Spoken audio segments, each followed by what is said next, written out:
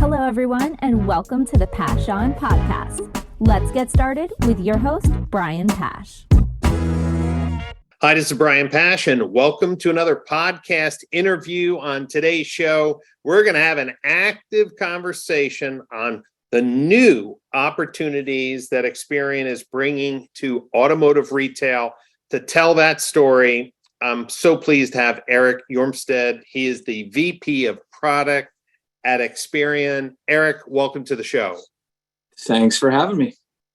So I'm sure that our listeners are familiar with Experian as one of the credit bureaus, as a company that has rich data sets, high quality partnerships.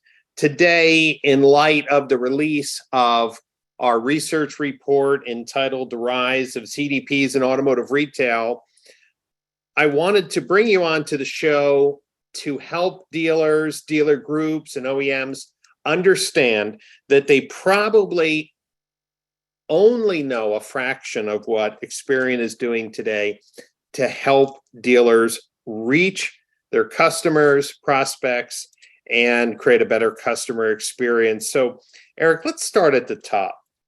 We've been talking about CDPs. Core to CDPs is identity resolution and entity resolution. So identity resolution, I know this person with certain parameters like device ID or IP address or email address, resolving identity down to an entity. This is Brian Pasch, who lives in Boca Raton at this address with these phone numbers, these email addresses.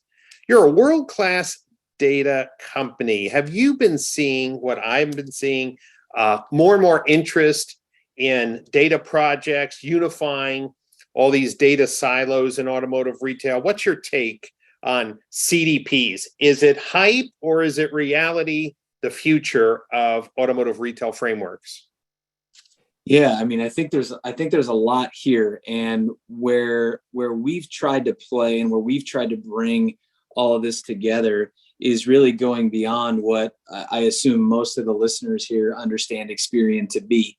So you think about Experian as a credit bureau, we've got all the credit information, FICO scores, all those things.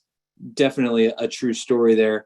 What we bring to the table going across our other verticals is our rich marketing data around identity, coupling that together with our vast automotive data, all 300 million vehicles in operation.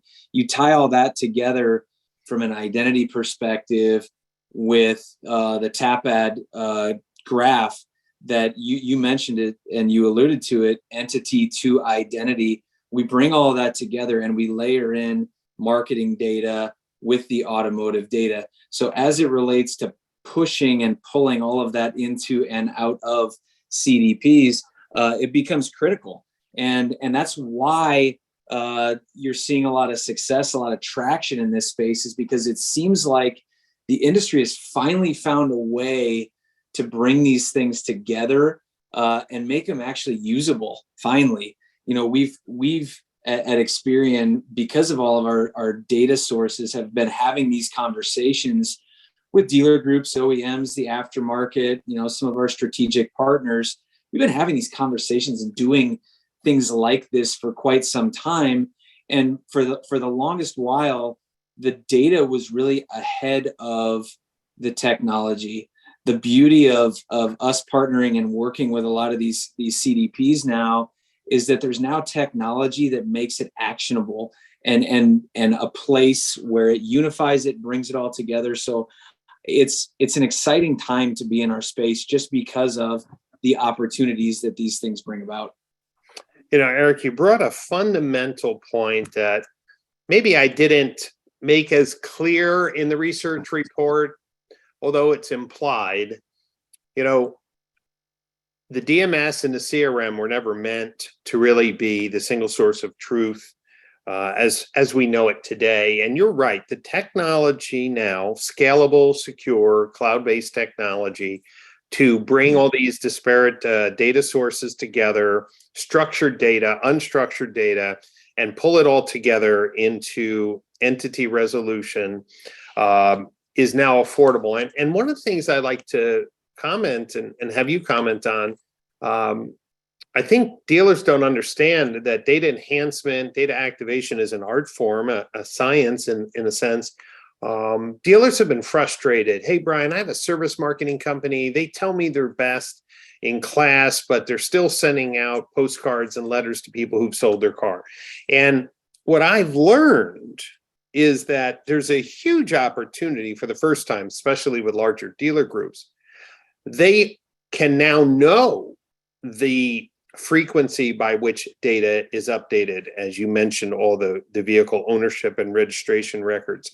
They can know when address hygiene is being done. In the past, they had to trust the vendor, whatever they said, because they never had visibility. And so I want to say that I think that maybe there's a whole new opportunity for Experian to help dealers with, how often should they be checking registration data? How often should they be checking address data? How often should they be pinging, whether or not there's new email or phone numbers?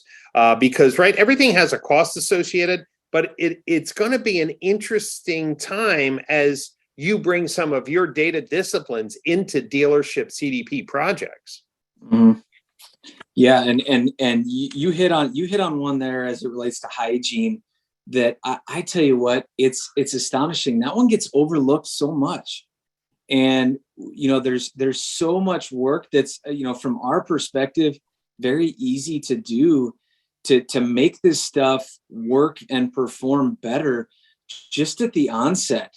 You got the identity right, you've got the vehicle information right, you've got the service records right, but then you haven't done anything with it in 6 months and the consumer got rid of the vehicle. You put all this effort into it and the car's not even there anymore. And so it's the old adage, garbage in, garbage out kind of mindset. That, again, the beauty of where we're at today is a lot of these processes from our perspective are automated through APIs and good process, because we've been doing it for so long that it's really the best practice is to stay up to date on these things, at least on a quarterly basis. Now, we have conversations. A lot of times it's with larger groups, to be honest. It's less so on the CDP side, but the larger groups come in and say, how often should we be doing these things? I'm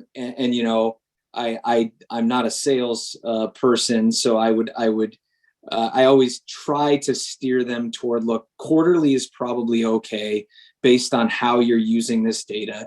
You're not using things so frequently that you need to be updating this on a monthly basis. But if you do it quarterly, just thinking about the number of vehicle transactions that happen on an annual basis, you get to a pretty large proportion of your single source of truth, your CRM, your DMS, all these data sources that do slowly degrade. So as long as you're starting to talk about and doing these things really at around a quarterly basis, you get yourself set up kind of for success in the future. And I'm glad you brought that one up, because it's really important. Another area of your business which dealers are aware of is the fact that you have these automotive specific audiences, people whose lease is coming up, or people who are servicing, outside of a franchise dealer group, or, other segments. And in the past, right, people could purchase these audiences because they were very clean with multiple email addresses, phone numbers, use them in Facebook or Google. The match rates would be higher and they were great. Okay. But in a sense, that was borrowing data, pushing it out with no feedback loop. I want dealers to understand, and Erik, I'd like you to comment on as well, is when you're using Experian data to update your customer data platform, you're getting more value out of that data, because it's not just enhance and push it off. You're going to get, with the right marketing partners, the feedback loops. Was the email open? Was the Facebook or Google campaign engaged with? Was the OTT commercial, presented in a home, and take that information back. And I think dealers who have used you in the past to get better marketing list or to enhance a list and then push it out, maybe probably didn't realize that, with the CDP, we're cleaning up master records. So the next 10 campaigns, not the one campaign, will have more accurate data. Oh, yeah. Well, I mean, 100%. I mean, there's lots to unpack with what you just said there, but starting on the audience side, the thing that we've really done, and the way that, I've been with Experian Automotive for over 15 years, I guess 16 years now. And the transformation that's taken place over that amount of time has been phenomenal. And what you see now is, 10, 15 years ago, you would have, generic lookalike type automotive audiences that said, look, people that buy these kinds of vehicles look this way. They have this income. They live in these types of areas. They have this kind of home, so on and so forth. Nothing wrong with that information. The audiences that we pump out today are so much more dialed in to things like you mentioned, like when did a consumer last service their vehicle? When is their lease coming due? Tell me about their equity position across their entire garage. So as soon as you layer that information that we have across the entire industry, you layer that on top of what a dealer already knows, and the richness, the completeness of that picture is like nothing we've had before.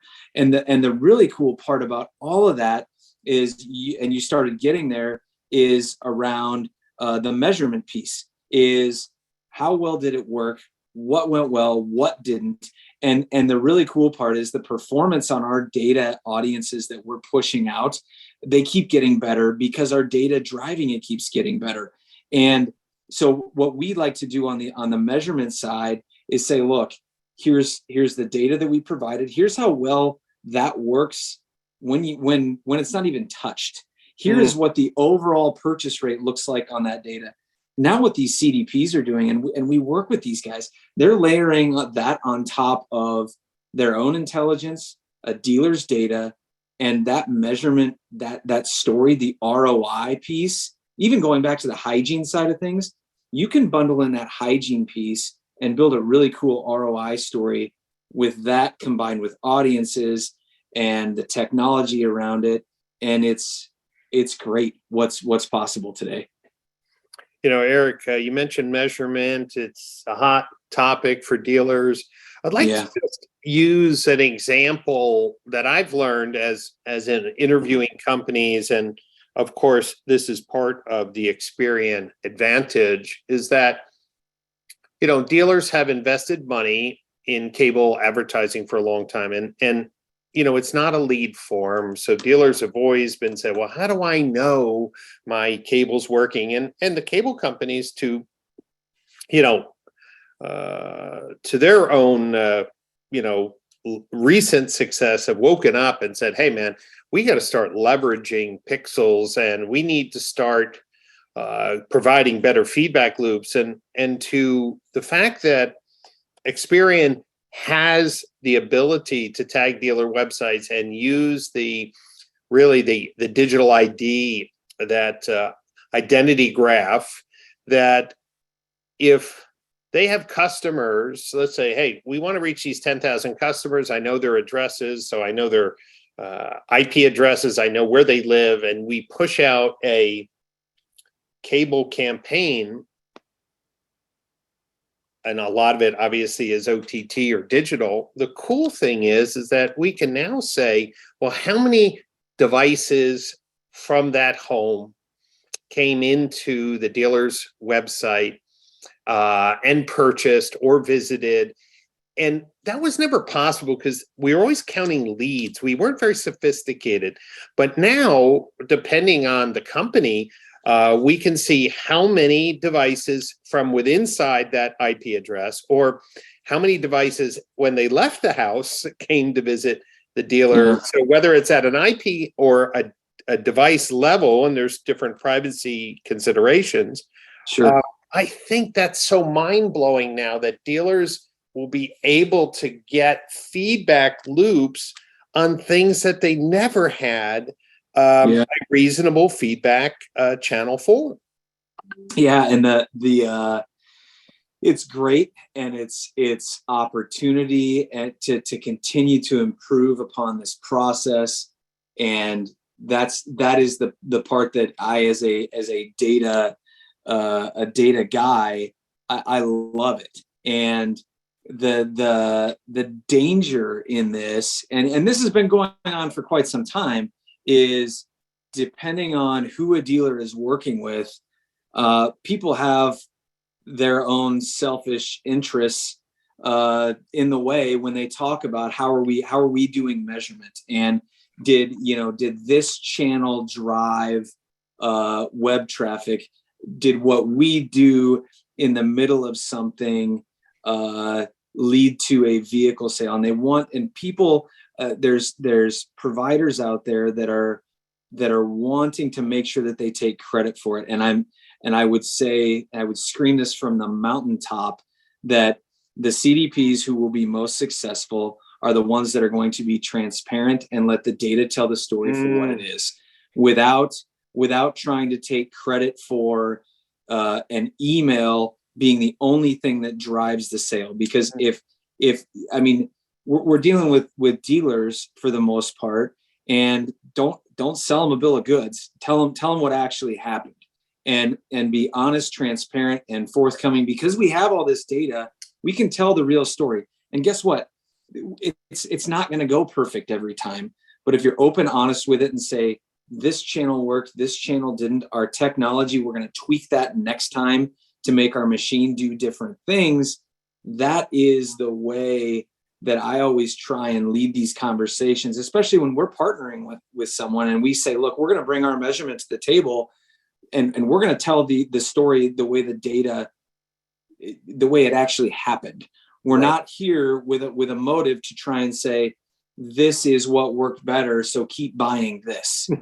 That's And that's I think that a lot of this technology has helped that go away a little bit, just because a lot of companies are doing a better job today of integrating different channel tactics and bringing them all together because of the work we can do with identity resolution and bringing it all together. So that's allowed us to get better at talking across channels. So there's less focus on first touch, last touch kind of attribution, and you can really do a good job with the data. But that's the one thing I would caution dealers against, is to say, think about it in terms of the entire picture and make sure that you're getting the truth.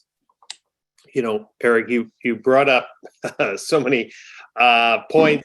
One thing I will say, that there are some concerns that some of the hybrid CDPs are really designed to sell more marketing from a single company. They're not open in their infrastructure, and dealers need to ask the questions about, not can you integrate, but have you already demonstrated openness? That's a big difference. I want to try to summarize something to move to another area of opportunity where I think dealers are not familiar. So let me just do a little pause and summary.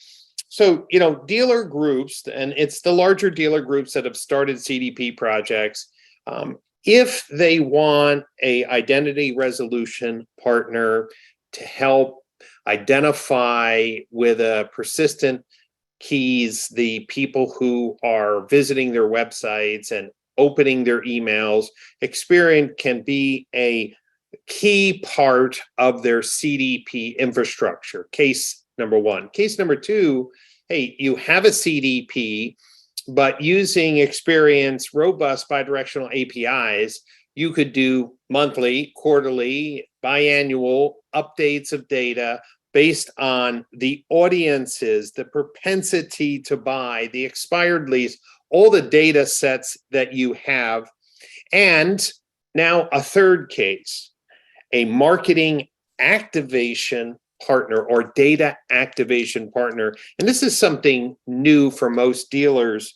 I'd like you to talk about the Experian marketing engine as a new turnkey service that would allow dealers who create business workflows, customer journeys that require marketing pieces to be sent out through direct mail or email or text, or general marketing awareness campaigns on OTT, Google, or Facebook. You're announcing the Experian marketing engine as a automotive experienced delivery platform. Let's talk about that. What do you want dealers to know why you're so excited about this entry to support more sophisticated data-driven marketing? It's really the cool part about this thing is it's all in one place, and it goes from talking about what's happening in your market area. What does the opportunity look like? Very specifically, where is your competition located? What everything that's happening from a sales and service and even recall perspective around your store. We integrate your data with ours, and that's tied directly to our audience information. So it's not just looking at and understanding the insights, but it's taking those insights and then saying, because of that, here is the exact list of consumers, whether it be through direct mail, to your point, or Facebook, or whatever it is. We're completely open and flexible there to saying, here is exactly how we're going to build this program for you to take advantage of your opportunities, your threats in your market area. And we have the ability to push that into a CDP. We have the ability to take that and go end to end and help you with the marketing itself. We're even now exploring the integration of AI in this process, which is something new that we've just kicked up over the last, call it 3 or 6 months. And we've got some things coming live here in the next quarter or 6 months that we're pretty excited about on that front too. So it's taking and making sure that we're linking together the right information with the right audiences and putting those to work. And then going back to the measurement piece, that's resident there as well. So literally you're logging in and you can get access to updated daily measurement in terms of what's selling at the store and what's selling at the market. So in the market. So it's for us, it's very exciting because it allows us to do what we do with data and either integrate with a lot of the great partners we work with, or if a dealer says, look, I don't have a partner where we just want to go, we've got that ability to do that as well. Yeah. And so I want to have this podcast be inclusive. The majority of dealers aren't working on CDP projects. So I want to just pivot a moment. Sure. What Erik is saying is that in a new complete service for dealers, the ability to leverage their identity resolution technology, the ability to use their audiences. When we say audiences now, right, we're talking very specific. People whose leases are expiring, people who are lapsed service for you, but servicing elsewhere. We're talking about people who are back in the market, actively shopping, and other things. People who've gone through major life changes, maybe looking for a new car. People who've recently moved into your area. There's lots of different segments.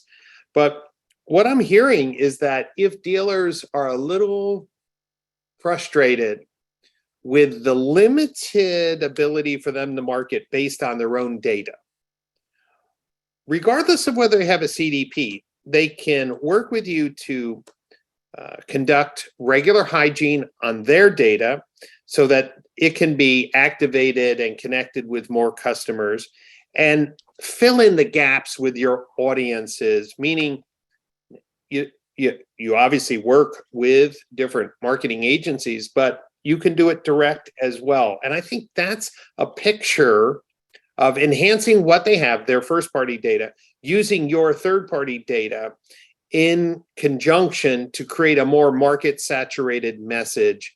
I think that's great news for dealers who are not starting a CDP project, or maybe they don't feel they need one. Erik, what are you hearing from dealers that are doing both, meaning using you for data hygiene and using you to fill the gaps? Yeah, the one thing certainly that you mentioned there is maybe frustration with their own data or understanding that it needs to be better. That's where the hygiene piece really comes into play. And really the cool part of everything we do from a data perspective is it can be applied from a conquest perspective as well as loyalty. So you talk about getting the most out of your existing relationships with your own customers. And that's a very powerful thing in terms of, look, I've already got a relationship with you, Brian, and I've already sold you this vehicle. You've come in for service. I know everything you're doing. We at Experian will take that, enrich that data with even more. So, I sold you your F-150, but, Experian now has come in and said, look, here's the other two vehicles in Brian's garage. One of them's coming off lease. The other one is in a massive positive equity position. And by the way, Brian's got a daughter who's just about to move out of the house. So he's about to have a pretty significant life change, as an example. So it's taking everything that we know and not just saying, here you go, here's information on customers you don't have a relationship with, but it's also taking into account, there are things we know about a dealer's customers that they don't know today. And that one gets really exciting because of the relationship that already exists there. And now you know a lot more about when to talk specifically with those consumers. So whether you're getting into the CDP world or you're just in the infancy of starting to check out what marketing and leads and all this stuff is, always starting with your own data and your own customer base and getting the most out of that is going to be one of the easiest things to do. So if you're not as sophisticated yet and you're looking for sort of a nice, easy way in, that's a great place to start. And that's something that's a part of our Experian marketing engine today. So it's that's always a great place for these guys to start.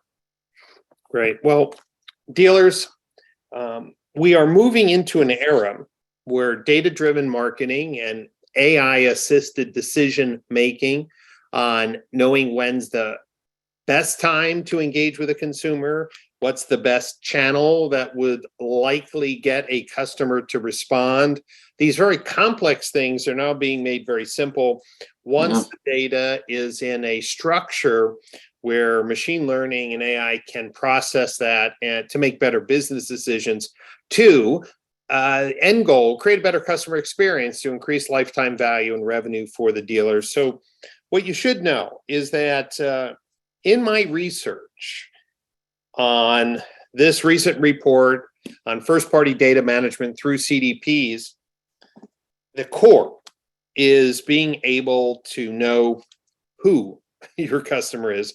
And of course, Experian is one of the leaders in identity resolution, entity resolution, household resolution. And so these type of partnerships are critical in a data-first strategy to create a better customer experience. Erik, as we close our conversation today, if dealers wanted to get more information on the Experian marketing engine specifically, or how you're partnering with dealers on CDP projects, is there a best website other than just going to Experian.com? I'm sure there has to be a specific section for autos. Where would they go? Yeah, we've got a specific landing site on the Experian.com page where you can navigate through and find your way to that specific link. And I'm guessing there's a place we can share that on the screen or in the comments section below. So we can get a copy of that out there so that the listeners can go check that out. But yeah, we've got that, and an easy way. We're all over social media. We're all over LinkedIn with this stuff as it really becomes core to what we're doing in the dealer market. So we'll make sure that we get that link posted here through the podcast. Right. Yeah, we'll put it in the comments. And of course, listeners can reach out to Erik on LinkedIn as well. For the dealers who are listening today, you should know that a data-driven future in automotive retail is not hype. It's not the next shiny object. It is absolutely the way in which we're going to create a better customer experience. And as Erik mentioned, there's tremendous resources that Experian has. You can go to experian.com/automotive/auto-data. I'll say it again, experian.com/automotive/auto-data. And we'll put that link in the comments as well. Dealers, OEMs, industry leaders in automotive retail, if you have not read the detailed research report, it's 70 pages of jam-packed information. You can go to paschgroup.com and download your copy. Love to get your feedback on that. We're also going to be discussing first-party data management, enhancement, activation through marketing automation platforms like the Experian Marketing Engine at the Digital Marketing Strategies Conference that's coming up May 21, 22, 23 in the beautiful town of Austin, Texas. If you're an Experian customer, reach out to their team. They have a discount code that you could use for tickets to the DMSC show. It will sell out. We have great discounted hotel rates. So if you go to digitalmarketingstrategies.org, you'll see the agenda, the speakers, the hotel links. It's all there for you. And if you're serious about first-party data management and want to create a differentiated customer experience, well, this is the show for you to send your team, both from a management and from a technical side, to really have a chance to meet with all the data enhancements, identity resolution, and CDP partners at the show. And if this is the first time you're listening to one of my interviews, you should know there are dozens of interviews from automotive leaders, disruptors, and pioneers like Experian in data management services to help dealers achieve their business goals. You can go to brianpasch.libsyn.com. That's LIBSYN.com, or just search the Brian Pasch podcast on Apple Podcasts or the Google Play Store.